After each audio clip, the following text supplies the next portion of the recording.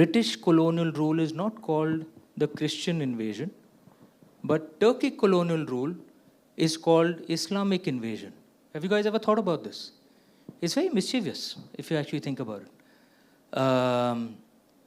It's almost like what was actually an Indian foreigner issue has been converted very mischievously into a Hindu-Muslim issue. I can understand why the British Raj wanted to do it.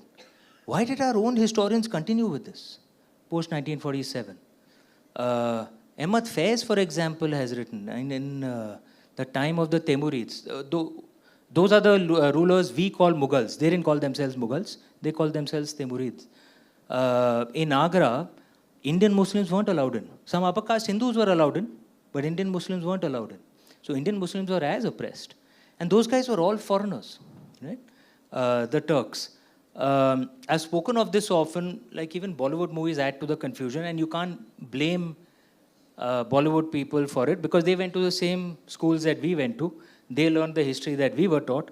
So we think Alauddin Khilji looked like Ranveer Singh and Aurangzeb looked like Akshay Khanna.